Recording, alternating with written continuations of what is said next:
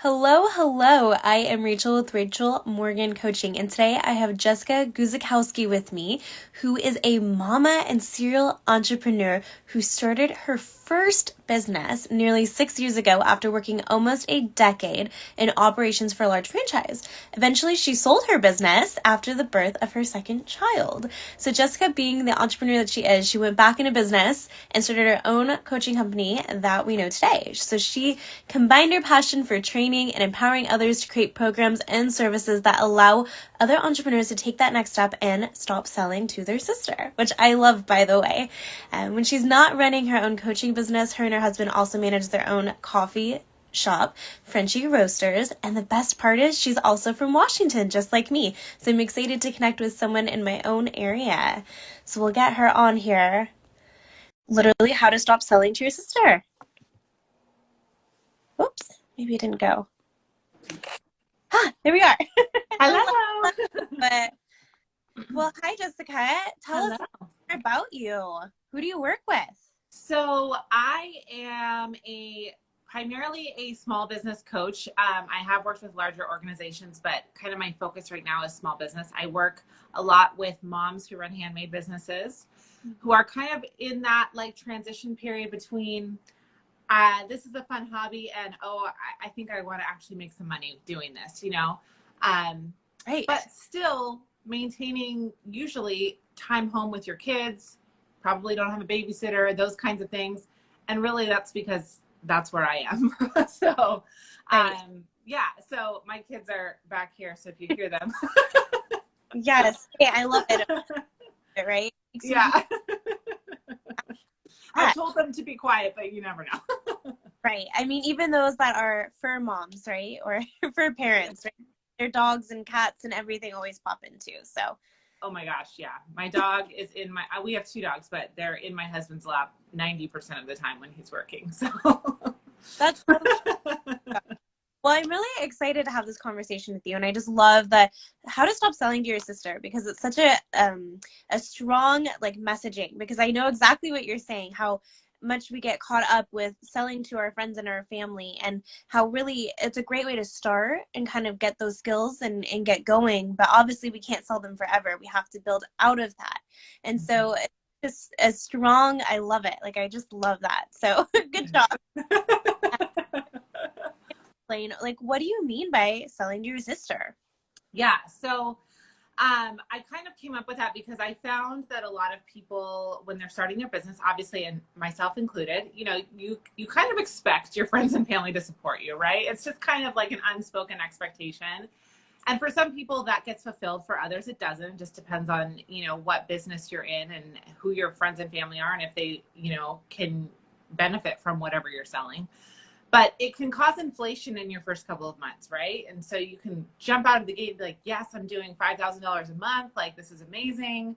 And then you get this sharp drop off, right? Because everybody that you know has bought from you already. And now you're feeling really frustrated and are really discouraged because your sales have just plummeted. And so that's where we have to start thinking about, okay, your family can't sustain your business forever. That's not practical. So Right. how do we widen our audience? How do we make sure that, yes, we can still serve our family and friends if they're interested in our products or services, but how do we make sure that other people are coming into our business constantly as well? Right, absolutely. I mean, I think of like a restaurant, it's nice to have those people that come in and dine with you, but if all you're serving is your family, right? Like it's not going to work. They can't eat with you every day, right? No. Like as would love them to. Right. And Yes. so, we're appreciative of having those friends and family members who do invest in us and believe in us enough to support us, right? But like you said, it has to go beyond that, right? Mm-hmm. But that's Yeah. the hope. Yeah. And so why do you feel like that happens? Like, why do we get stuck with that? Um, well, I think that it's very easy to think about the products or services that we're going to offer, think about exactly how we can serve our customers, but then the marketing side of it often gets kind of pushed to the side. We think about, well, this is wonderful. I'm excited about it. Everybody else is going to be excited about it. So I don't need to really worry about like, how do I actually market this to anybody? Right.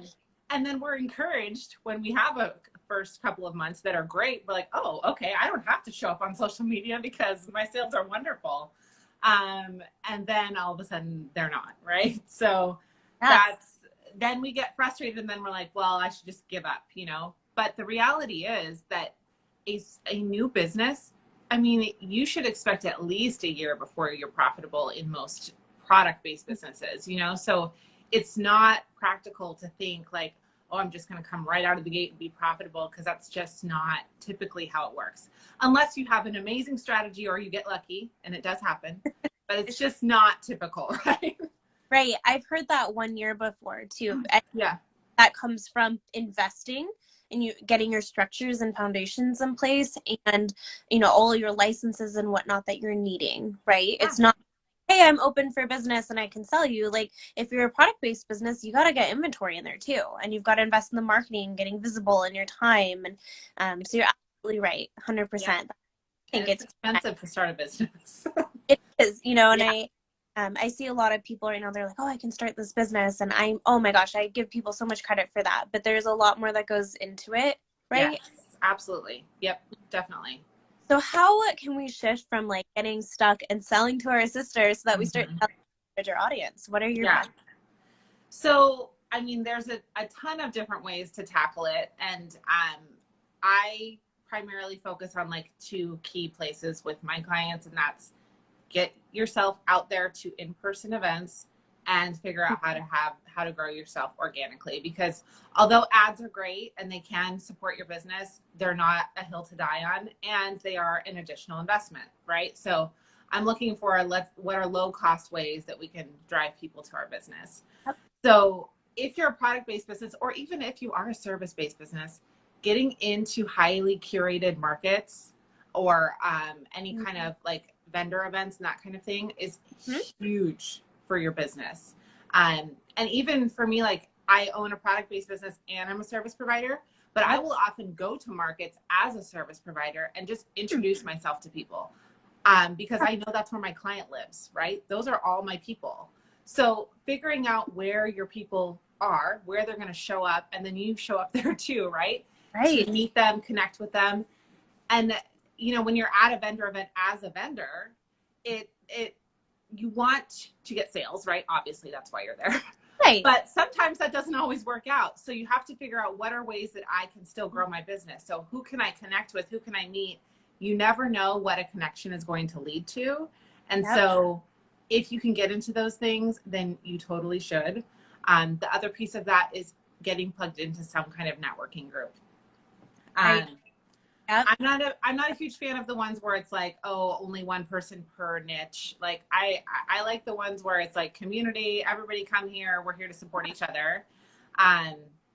And meet people, like you want them to mention your name in a room that you're not in, right? So in order to do that, you have to introduce yourself. You have to get to know them. And then you are also, supporting them by mentioning them in another room. So those are huge places to be able to grow yourself in person. And they can be scary because one, obviously the climate that we're in, it's a little bit unnerving for some people still to go to in-person events. It's harder to connect with people when we're all wearing masks, right? It's not as easy, but it can be done. And it's a place where it's worth it to step out of your comfort zone to go and meet those people. Yeah, I completely agree. I think that we rely a lot on online and absolutely there's so many opportunities and networking. And I mean, you and I have networked, right? But there is a lot of power to getting out there and meeting people in person. And a lot of these networking groups are still online doing Zoom. I've attended BNI is what you're referring to, right? But you can go to those for free the first couple of times. And I've got they're going for free, right? Like literally you get to practice your pitch, you get to meet new people. You never know who you're going to meet or who they know and the opportunities that can arise from it. Yeah. And a chamber of commerce, right? Like a city networking event. And those don't have limits on like who and what industry and all that. But it feels so good to be a part of something. And it's such a great way to just practice communicating to people and talking about your business, if anything. Right? Yeah. like you said, you may not always get a sale, but there's still like a learning opportunity and stepping out of your comfort zone and trying to broaden your network. Mm-hmm. Yeah. Well, yeah, I was at a market 2 weeks ago and it wasn't a great sales market for me. I learned that, okay, my clients aren't here, but I had multiple people come back online and purchase from me from that market because friends had said, oh, my friend has a Frenchie, my sister has a Frenchie, I'm going to refer them to you. And then I could tell by location, okay, they're in this area. They probably came from a referral from that market. So it ended up being, worth it, right? Yeah. So, you just never know what's going to come out of it. And you learn as you go. And sometimes you'll show up to an event and it'll be terrible and you just don't go back, right? And that's fine. And it's part of learning as an entrepreneur. Right. And, I will tell you from like a sales perspective, and I think you can agree with this too, we forget how much like impressions really matter in terms of reputation. And so just because we don't see a sales opportunity doesn't mean that we shouldn't be genuine or nice or kind or get to know people or take interest, because like you said, when you can show up that way and be yourself, people know it and they're more likely to refer you. But if you instantly change who you are because you realize it's not a sale, it's not helping you. No. Right. No. And so it's worth it to show up even for that, to get to know the area. Because again, people know people, right? We're all connected somehow. Yep, absolutely. So then obviously we also want to grow our audience online because as we learned in the last 2 years, there may come times where you have to rely 100% on the internet for your sales. And so that's why I highly recommend, don't ever go 100% market heavy. Don't ever go 100% online heavy. Do a little bit of both. And you'll figure out what you like better, but you should always have both sitting there ready to go. So collaborating with people like we're doing right now, that's a huge opportunity for growth, particularly with product-based businesses, because if you look for people who are serving a client that is similar to your ideal client, then you have opened yourself up to 2, 3, maybe 10,000 new people that would have never found you before. So that's a huge opportunity to be able to connect and to serve those people in a different way, but with a similar ideal client.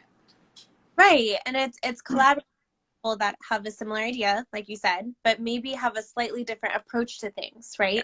You can still add to your community. Like there are things that you can do that I can't do, and vice versa.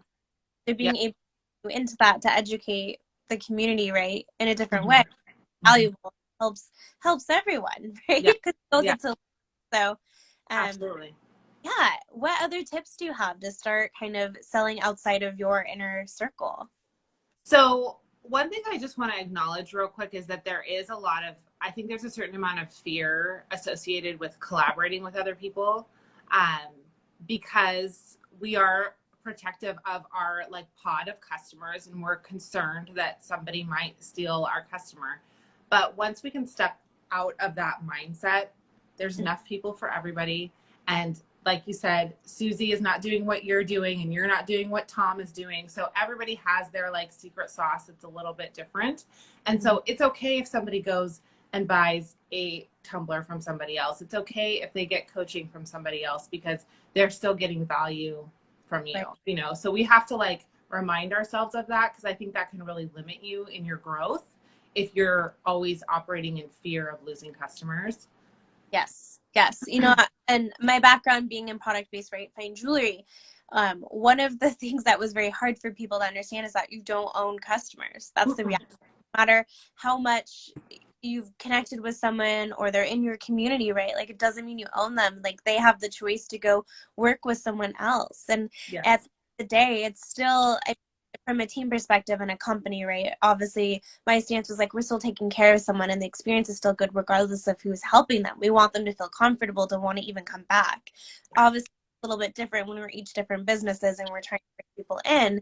But I think the way that you handle that as well determines if they want to stay with.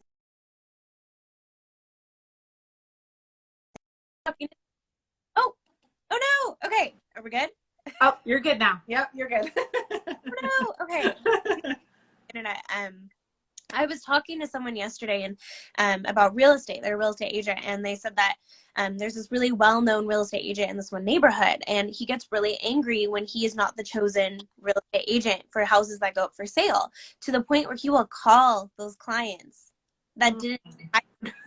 Why didn't you hire me? And Yeah. I'm shocked. Like, you don't behave like that, right?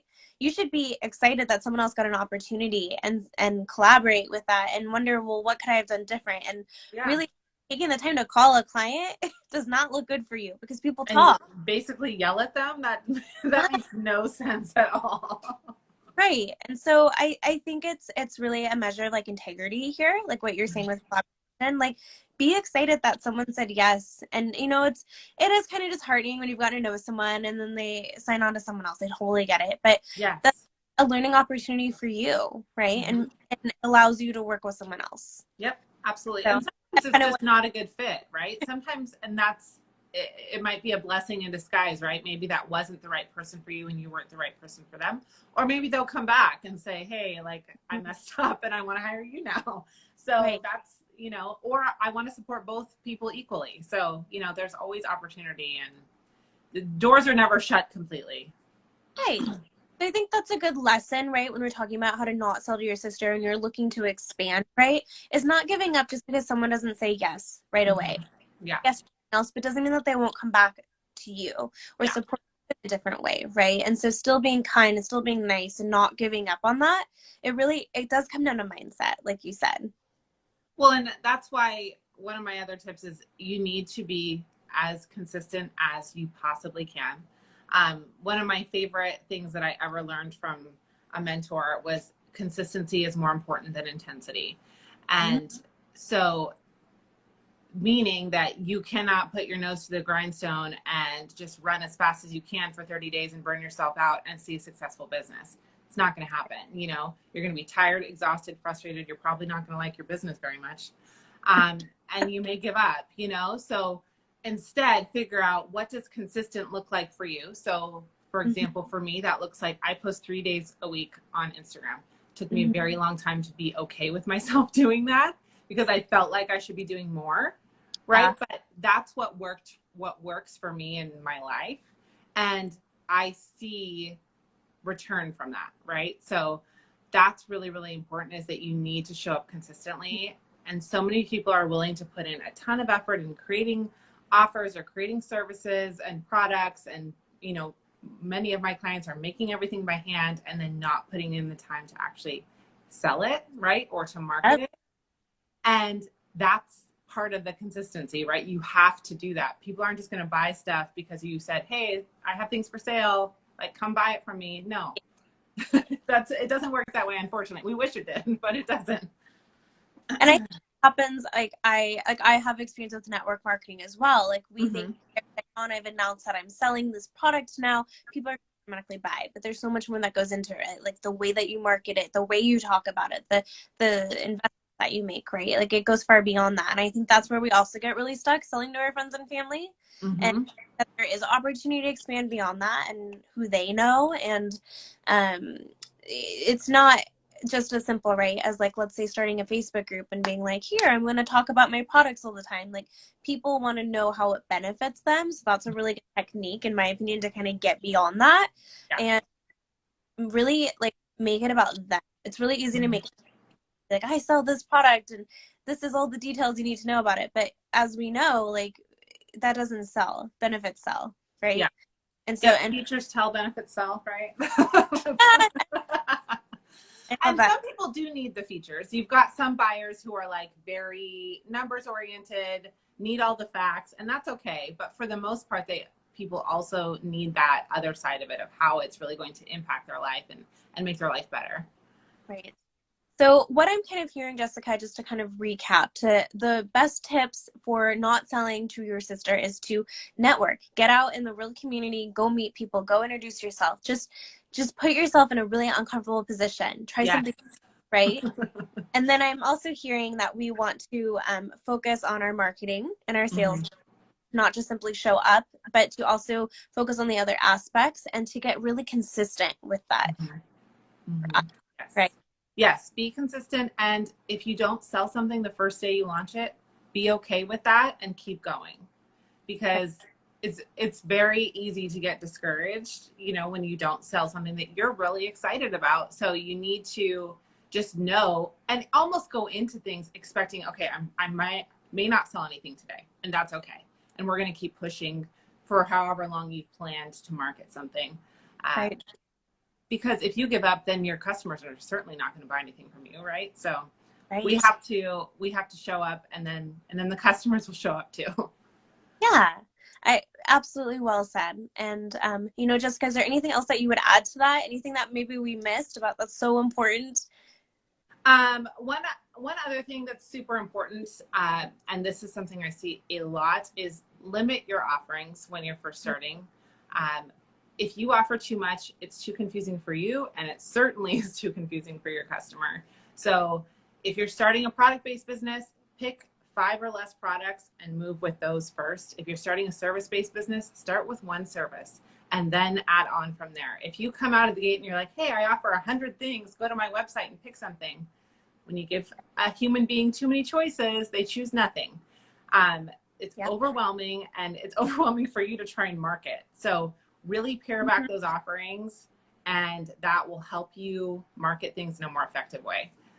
Yep, I have seen that firsthand. I believe in like the rule of 3. I think 3 is a really nice number because it gives options, but it's not overwhelming. And when I worked on that product-based side, I would always tell my team and myself, like, pick one thing from each category that you just love, right? Like maybe you have a favorite ring or a favorite bracelet, a favorite necklace, and have that be like your go-to, like a really solid piece that you know most people would love. And through conversation and asking questions, you can start recommending more personal things to them to kind of do that 3, right? But having your go-to thing that you can talk about, that you really like wholeheartedly believe in, you think that everyone needs, like, can really make a big difference. So I agree with you that have your go-to. Yep, absolutely. Again, with the restaurant, I don't know, I never worked in restaurant. I keep going to you know, like I think about going to a restaurant and you get handed this menu. Like I think, okay, like Cheesecake Factory, their menu is literally 30 pages. It takes like a solid 10. You're like, what do I get? Right. And so it's that I think in your offering as well is like, here's all these options, please choose. And I think that your conversion rate goes down because they're overwhelmed, they can't make a decision, and they don't want to have to, right? So make it easy, like you said, and lead with it. Well, it also becomes a question of quality, I think, too. It's like, okay, if somebody has 50 things on their menu, how can they really keep up the standards on every single one of these items?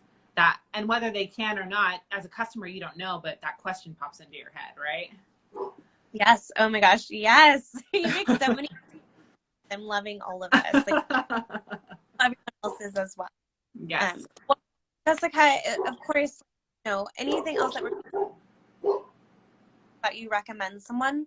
I know we talk about networking, obviously, and tools, but just want to make sure you don't miss anything. It's really important, of course. Yeah, I mean, you know, kind of going back to collaborations, I would say, you know, when you're online and you're doing any kind of collaboration, really like take some time to think about thoughtfully who your dream collaborations are. Sorry, there's a dog upstairs and she's very loud. I'm at my office, but they have a dog upstairs. Anyways, so think thoughtfully about who you want to collaborate with, and don't just say yes to anybody. That's really, really important. You want to make sure that you're not obviously going to be the same, but that you have a fairly similar thought process, fairly similar ideal client, different products or services, or different enough, right? And then figure out like how you're going to pitch yourself to them, because it's a different pitch than how you would pitch to a customer, right? So whether that's an email or you're going to DM them or you're going to send a voice message, whatever it is, like figure out how you're going to make sure that they understand that this is going to be mutually beneficial and that you're excited about working with them, why you're excited about working with them. And then hopefully that can form a long-term partnership where you can collaborate in multiple ways. But it can't be like, hey, I'd love to do a live with you. You don't know who I am. Like, you want to do it? You know, like, right.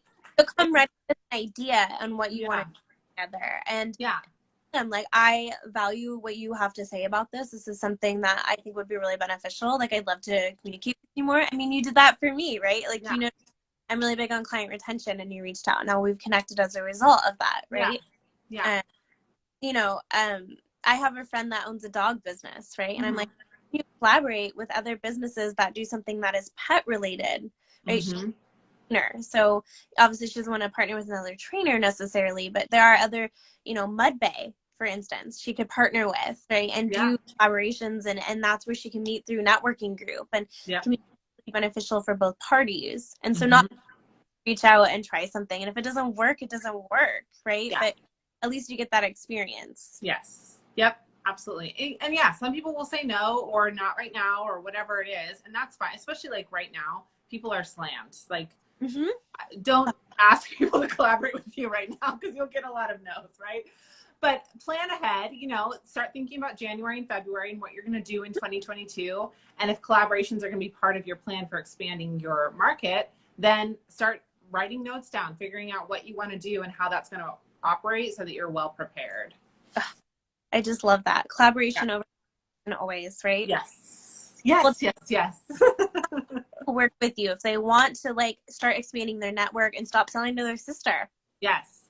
So right now I have 2 ways to work with me. One is through my membership community. So it's called the Money Making Mamas, and it is a Facebook group where you can join and become a member. And I offer 2 trainings a month, and one of them is with me, and then I usually bring in a guest expert. And then it's just community and the opportunity to like ask each other questions and collaborate and say, hey, like, I don't know if my website looks very good. Like, can you guys help me? And just those kinds of things where, because I mean, owning a business can be kind of lonely, right? Being a sole proprietor can be kind of lonely. So it gives you that opportunity to connect with other people who know like how you feel. So that's something that you can DM me if you're interested in that, and I can give you all the details. And then also I do work with people one-on-one. So if you want a more expanded opportunity to work with me, we can definitely chat about that in the DMs as well. Yeah, and I've seen that you also offer some courses that look absolutely amazing. So not to give too many options by any means. Work with you, learn from you, and I know that you have a lot of experience in business and owning multiple ones and multiple different ways, like and product based and service based. So you are a wealth of knowledge, and you have walked that walk. So yeah. Well, thank you so much, Jessica, for being here. I know I learned a few things today, and truly just how important it is to network and collaborate with others. So thank you so much for your time. My pleasure. Thanks, Rachel. Have a good rest of your day. Yes, you too. Thank you. Bye. Bye.